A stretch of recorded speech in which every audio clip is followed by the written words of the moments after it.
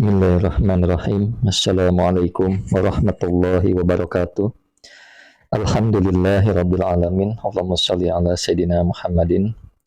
Teman dan sahabat semuanya yang dimuliakan oleh Allah Subhanahu wa taala, kita melanjutkan kajian kita di dalam kitab Fathul Mu'in, masih membahas tentang perkara rukun khutbah. Bismillahirrahmanirrahim. Qala al-musannifu rahimallahu ta'ala nafa'anallahu bihi wa bi'ulumihi fi darini amin. Wa qiyamu qadirin. Dan ini masih atap kepada syurito. Syurito fihima arabiyatun. Jadi disyaratkan di dalam dua khutbah arabiyatun. Nah, seperti itu. Wa qiyamu qadirin, dan disyaratkan di dalam dua khutbah qiyamu qadirin, berdirinya orang yang mampu alaihi atasnya berdiri. Nah, jadi harus berdiri di dalam khutbah bagi orang yang mampu. Kemudian watuhrun, dan suci min hadasin akbaro, dari hadas yang besar, wa asgoro, dan hadas yang kecil, wa an najasin, atau dari najis, ghairi ma'fuin, yang tidak dimaafkan, ghairi ma'fuin anhu, yang tidak dimaafkan atas najis. Jadi najis yang tidak dimaafkan, harus itu ketika seseorang ada najis yang dimaafkan, maka tidak mengapa. Pisaubihi, di bajunya, wa badanihi, dan di badannya, wa makanihi, dan di dalam tempatnya. Itu ya. Jadi syaratnya di dalam dua khutbah yang kita bahas adalah berdiri ketika ia mampu. Yang pertama. Yang kedua, tuhurun, suci dari hadas besar dan hadas kecil, dan dari najis. Najis yang tidak dimaafkan di pakaian, di badan, dan di tempatnya. Kemudian wasatrun, dan menutupi. Nah, menutupi lil aurah, bagi aurat. Artinya menutup aurat ya. Harus menutup aurat.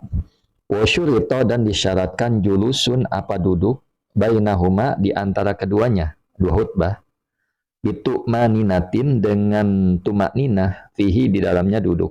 Nah, jadi disyaratkan juga duduk di antara dua khutbah dengan tumakninah. Kemudian wasunnah, dan disunahkan ayyakuna, apa ada duduk, apa ada duduk biko dari suratil ikhlas, dengan seukuran membaca surat al-ikhlas. Wa ayyak ro'aha, dan membaca siapa khatib pada al-ikhlas, fihi, di dalamnya duduk. Jadi sunnah ya, sunnah duduk.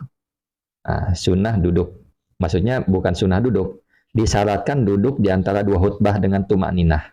Dan sunnah ketika ia duduk biqadri suratil ikhlas, dengan kadar bacaan surat al-ikhlas.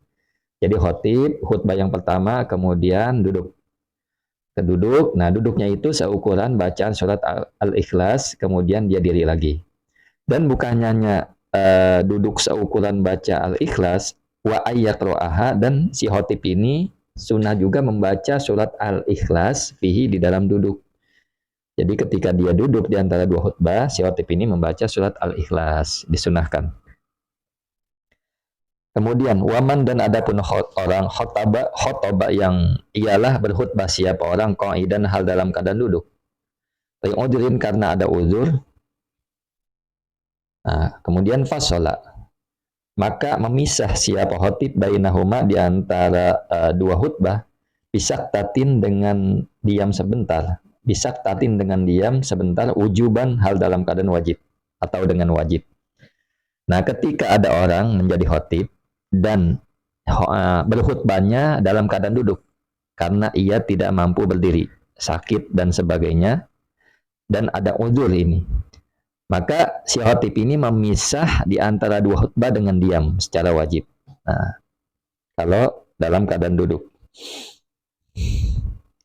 Kemudian wafil jawahir, dan dalam kitab jawahir, laulam yajlis, jika tidak duduk siapa khotib, husibata, artinya gini, ketika dia khotib, dia berdiri, berkhutbah dalam keadaan berdiri, tapi dia tidak duduk.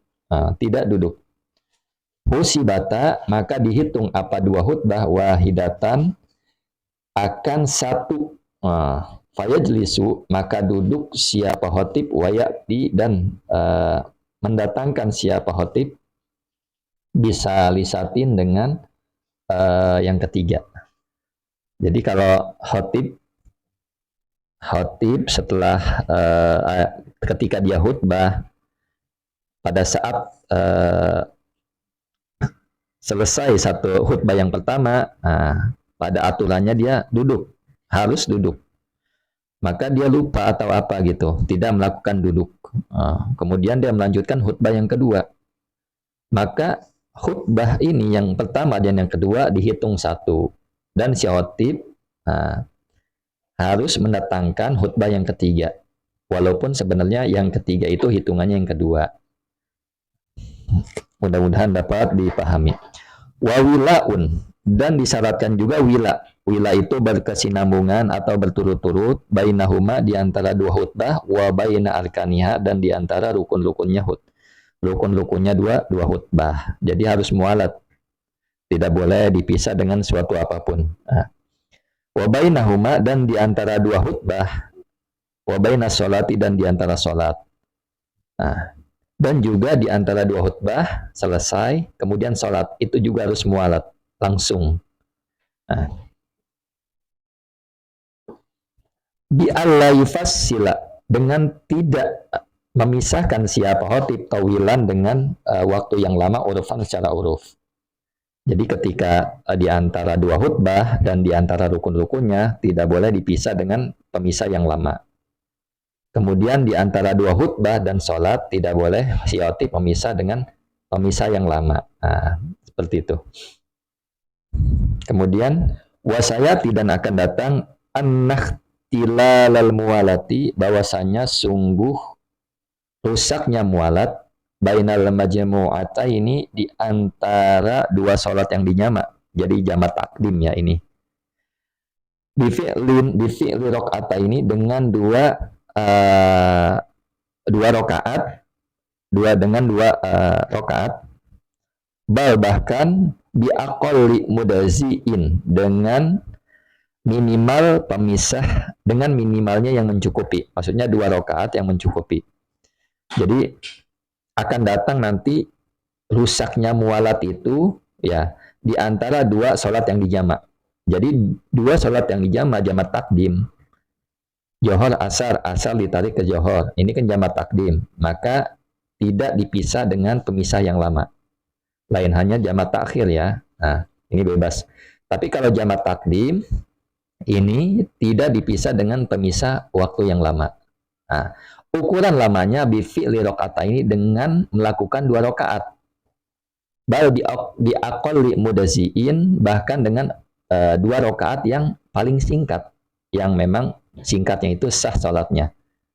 Jadi ketika orang melakukan dua sholat ini, jamak takdim, kemudian lama di antara dua sholat ini dengan pemisah yang lama, maka tidak memenuhi syarat.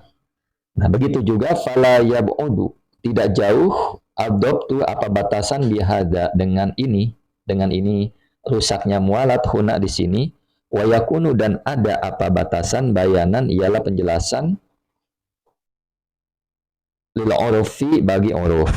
Maksudnya tidak jauh beda batasan mengenai ini dalam masalah mualat di antara dua jamak takdim dan di antara dua khutbah.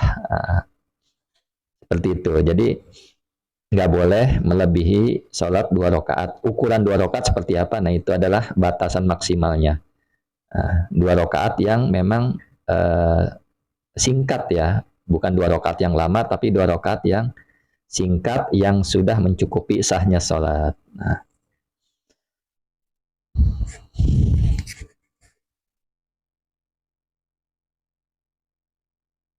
Syukran ala ihtimamikum. Assalamualaikum warahmatullahi wabarakatuh.